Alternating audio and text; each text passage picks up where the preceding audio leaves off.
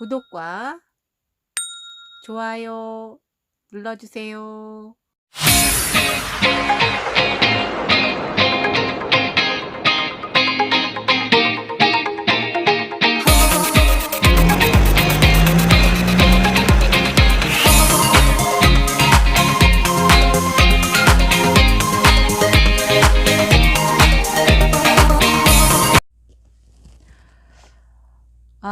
지금 다시 너무 길어져서요. 지금 2부에서 다시 이어서 말씀드릴게요.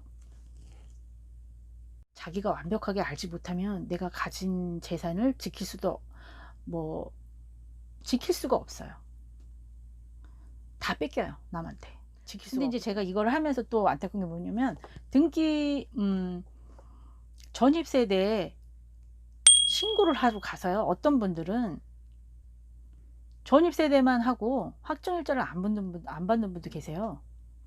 그거 왜 안 하시는 거예요? 가서 그거 하는 게 뭐가 어렵다고. 전입세대 전입 신고하는 거하고요, 전입 신고하는 거와 확정일자 받는 건 세트예요. 같이 하셔야 돼요.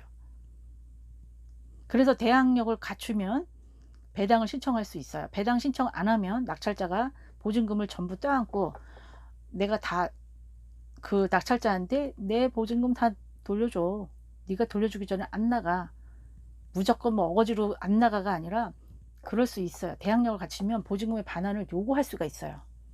그렇지만 대항력이 만약에 없다 그러면 그래도 우선 변제권이라도 갖춰가지고 신고를 해야 되는데, 그 조건마저 안 갖추면은 추후에 우선 변제권, 대항력, 말소기준 권리, 뭐 최우선 변제권, 이런 거 다시 한번 정확하게 설명드릴 거예요. 일단은 그냥 간단하게 듣고 넘어가세요.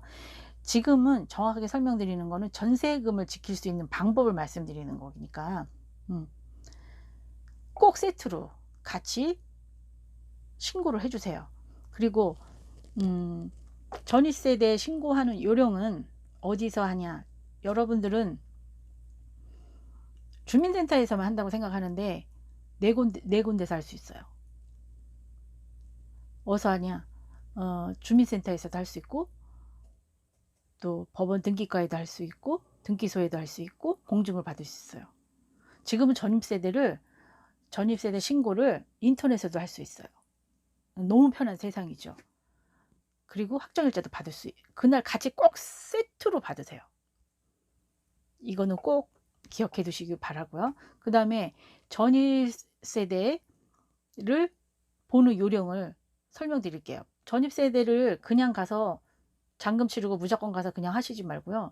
전입세대 신고할 때 이 집에 전입세대가 어떻게 되어 있는지를 꼭 알아보세요.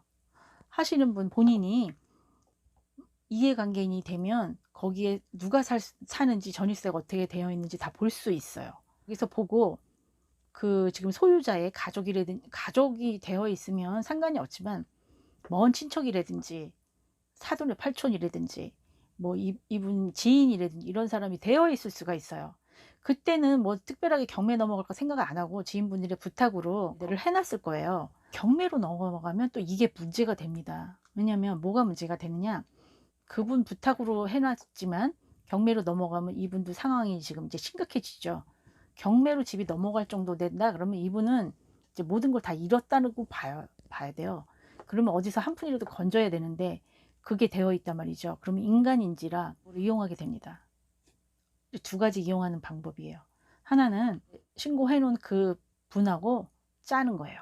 이런 용어를 써서 미안하지만 가리로 쓰는 거죠. 가짜로 자기네가 배당 신청을 하는 겁니다. 그러면 법원에서는 이분이 정말 이게 맞는지 안 맞는지 확인을 하고 받아주는 게 아니에요. 그냥 신고하면 다 받아줘요. 이건이 가짜인지 아닌지 가장 임차인을 알아내는 방법은 또 있지만, 일단 여러분들은 모르신다는 전제 조건으로 그런 분들이 이미 있으면 미리 다 삭제하고 넘어가야 돼요. 다 말소시켜야 돼요. 그분이 둘이 짜고서 돈이 없으니까 두 가지로 짭니다. 하나는 이거 네가 얼마 해주면 내가 너 이거 한 다음에 돈 얼마 줄게. 응? 또 하나는 대항력을 갖춘, 왜냐면 지금 하시는 분 그 전세로 들어가시려고 하는 본인보다도 이분이 먼저 되어 있었죠. 대항력이 한 집에 두 군데 있으면 뭔가 이상하긴 하죠. 근데 그거를 잘하는 고수들은 다 밝혀낼 수가 있지만 고수가 아닌 분들은 그걸 밝혀낼 수가 없어요. 그래서 고수가 발견한 데서 뭐 낙찰을 받았다면 상관없지만 그러지 않으면 무작위로 막 떨어져요. 유찰이 되죠.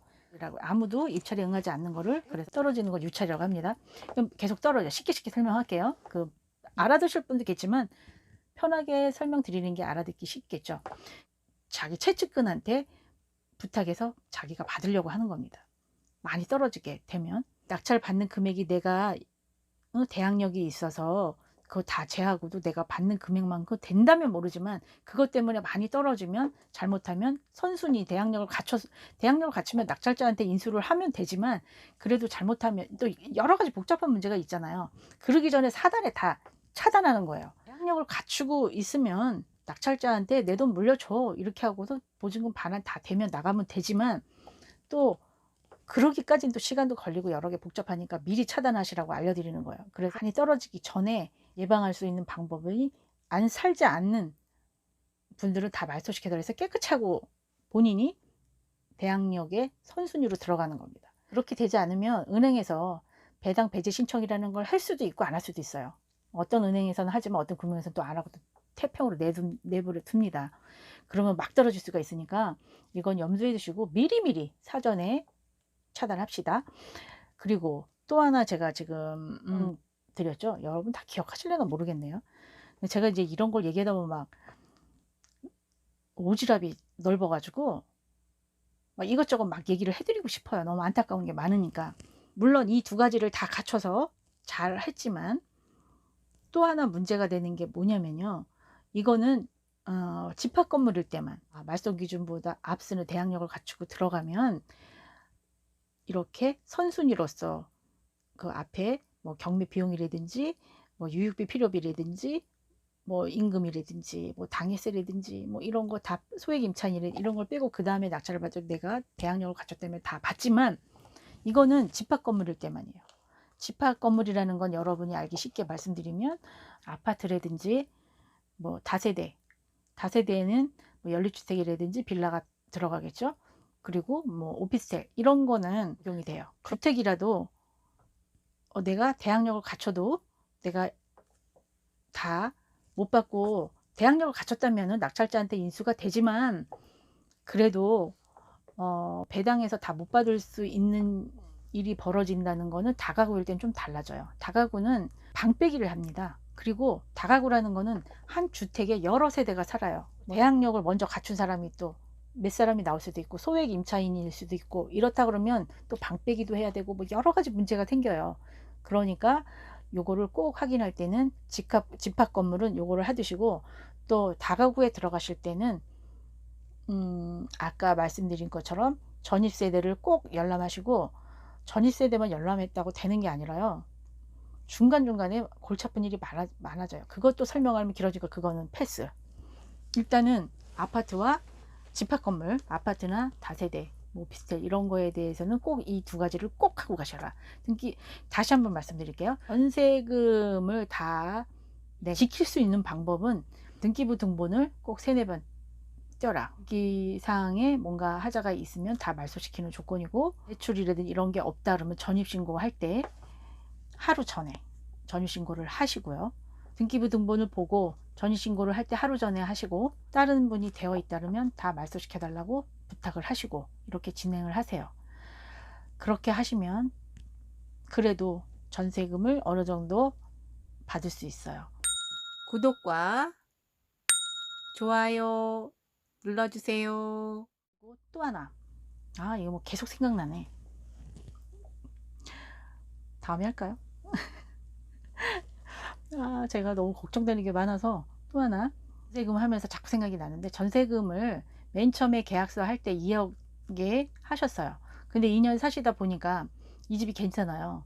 그래서 이제 그냥 계속 살려고 했더니 주인이 5천만 원 더 해달라 그러는 거예요. 5천만 원을 드리죠. 그래서 어떤 분들은 5천만 원을 들으면서 2억 5천이잖아요.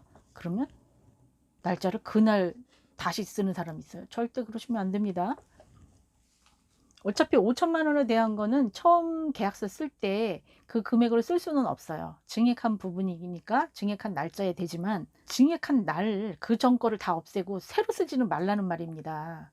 그러면은 그때 쓴 날부터 또 효력이 발생한 날이에요. 그 앞에 거는 다 날아가는 거예요. 그러니까 그렇게 절대 하시지 말고, 두 번째, 쓰실 때 증액을 하셨다 하시면 처음 거는 놔두시고 그 다음에 5천만 원을 주셨어요. 그러면 그때 등기부 등본을 또 떼보세요. 입세대도 또 떼보세요. 아까 뭐 그렇게 그런 상황이 없겠지만은, 그래 증액을 하시려고 하니까 집을 줄 때는 등기사항에 아무 문제가 없었어요. 아까 이 부분처럼 다시 하려고 등기사항 전부 증명서, 등기부 등본을 떼봤더니 후순위 대출을 딱 받았네요, 이분이. 그래서 후순위 대출이 있는 거예요. 그러면 어떻게 하느냐? 증액하면 안 돼요. 그 집은 사시면, 그럼 잘 따져보시고 하셔야 돼요.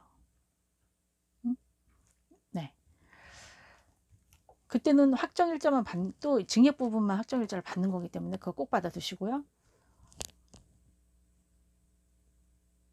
여러분이 그 주인분에 대해서 잘 알겠죠?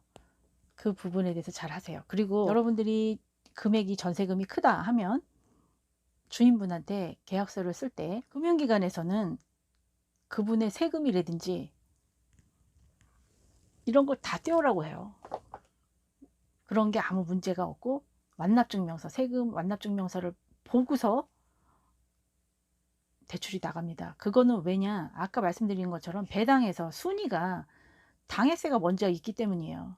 공과금 같은 거는 순위가 뒤로 가지만 당해세가 밀려 있다면, 또 임금체불이 밀려 있다면 그게 먼저예요. 대부분 경매 비용이라든지 소액 임차인이라든지 뭐 이런 거는, 뭐 아파트나 다세대 주택에는 내가 들어가서 살면은 나 외에는 없다는 걸 알기 때문에 그거는 뭐 배당 배제 신청을 하거나 뭐 이래도 되지만, 그렇지 않고 임금 체불이나 이런 거는 본인이 알 수가 없어요. 그죠? 근데 그분이 사업자다 그러면 그런 것도 대부분 좀 알아보시는 게 좋아요. 세금 부분도 완납증명서 떼어달라고 하세요. 우리가 금융기관에 대출 1억이고 몇천만 원 받을 때도 금융기관에서 그거 다 요구해요. 근데 우리는 1억보다 더 큰, 우리도 다 재산을 금융기관과 마찬가지로 그 사람한테 맡기는 겁니다. 그런데 왜 요구 못해요? 그거 떠달라고 하세요. 해도 돼요.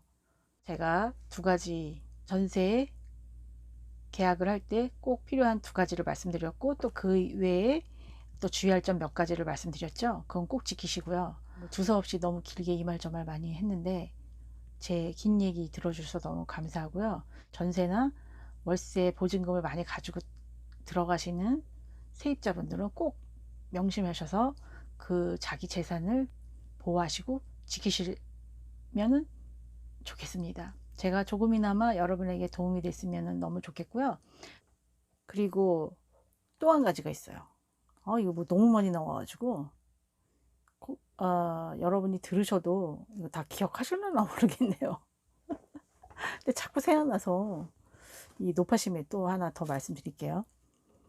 계약서를 쓰실 때는 꼭 소유자하고 쓰셔야 됩니다.